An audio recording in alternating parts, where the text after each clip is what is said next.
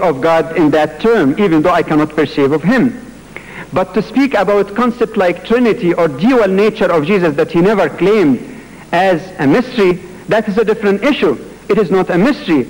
It is an intellectualized concept that some people created and tried to explain, articulate, and argue about it in Christian council after Christian council, and for 2,000 years it is still subject to argument. It is an intellectualized item, not a mystery.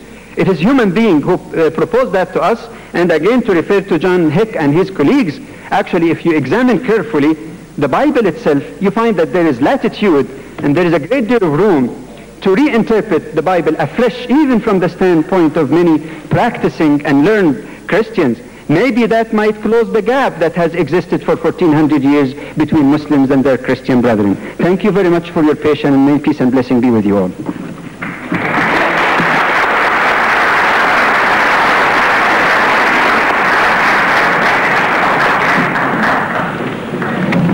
We thank Dr. Jamal Badawi very much for his topic. And we'd like now to invite Reverend Burns to shed light on this topic as well. In the 26th chapter of Acts, we read about a man named Paul.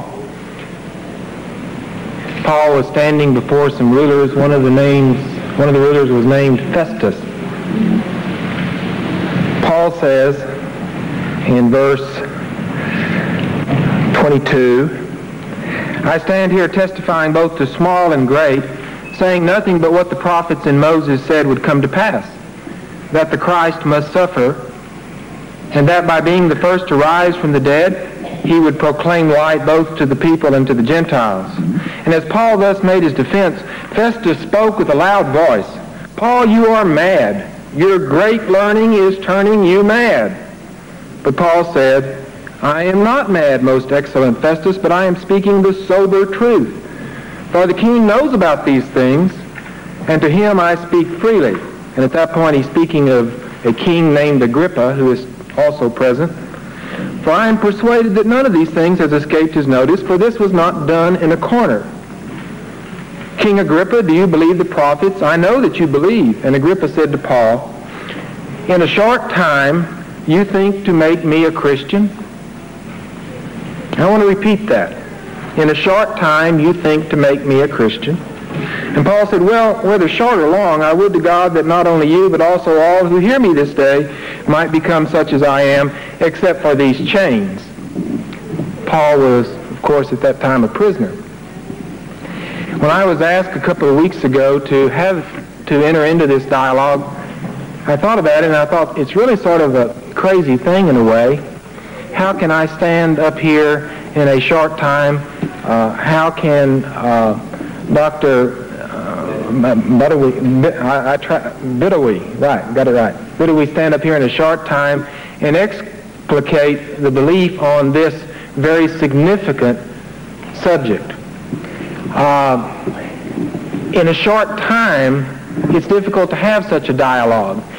Thinking of the things that were being said, I would like to reply to them one by one. But we don't have that time, so we make the best of it. In a short time, I would like to say some things. I would like to begin to speak about this belief and say what I understand it to mean from the Christian point of view. Between any two religions, there are significant similarities. There are also notable differences. I read a passage from a book entitled The Spirit of Islam. In this book, Allah is described in these words: the holy, the peaceful, the faithful, the guardian over his servants, the shelterer of the orphan, the guide of the erring, the deliverer from every affliction, the friend of the bereaved, the consoler of the afflicted. In his hand is good, and he is the generous Lord, the gracious, the hearer, the near at hand, the compassionate, the merciful, the very forgiving, whose love for man is more tender than the mother bird for her young. I thought of those words again: holy, peaceful, faithful, guardian, shelterer, guide, deliverer, friend, compassionate, and so on. Those were words that it seems to me I could agree with. It is evident, therefore, that Islam and Christianity share common views about the nature of God. But of course there are differences. And in seeking a unity of understanding, we should not overlook the differences. In exploring differences, we should not overlook what we agree on, though. And only as we talk together with open minds, even though we have but a short time, can we hope to at least to begin or continue in trying to understand each other's beliefs. Jesus was man, myth, or God. If you gave me a true-false test, you forced me to say yes or no, true or false, here's what I would say if you forced me. Jesus was a man, true. Jesus was a myth, false. Jesus is God, true. But I would want to say a little bit more about those, and especially about the statement about Jesus being a myth and Jesus being God. First off, look at Jesus being a myth. I don't believe Jesus was a myth, but I do believe that there are myths about Jesus. I do believe there are myths about Jesus outside the Christian community, and I do believe that there are myths about Jesus within the Christian community. Even in the early church, there were myths. There are 27 books in the New Testament. There are 4 books that are called the Gospels. Most people don't know that there was in the early church a gospel called the Gospel of Thomas. But it was rejected. It was a gospel that purported to say some things about Jesus that people just did not accept. It told stories about Jesus as a youth. It told how one day he took some mud, and he took that mud and he molded it into 12 little sparrows, and he clapped his hands and the sparrows flew about, and they flew away. And it tells many, many stories. People thought that's not Jesus. I won't go into their reasonings. That was what people thought to be a mythical story about Jesus. But even in this day and time, there are myths about Jesus.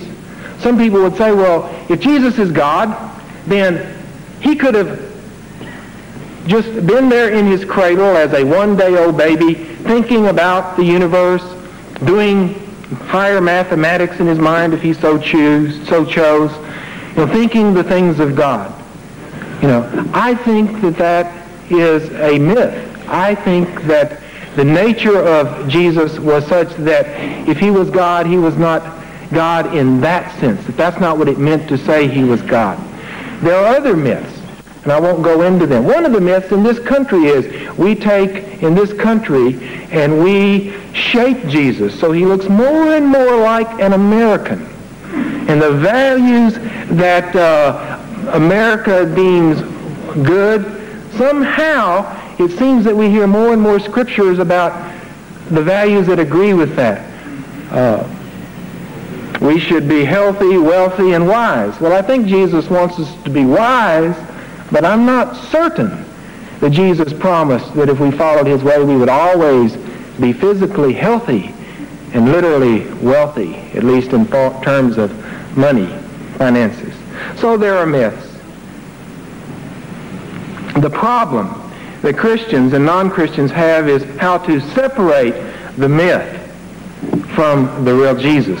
If a person says that Jesus is God, how do we know that that person is making a true statement? How do we know that that person is not propagating a myth? And if Jesus is God, what is meant by that? If I say Jesus is God, someone might say, so what? What does it mean to the way that I live my life this day and the day that comes tomorrow?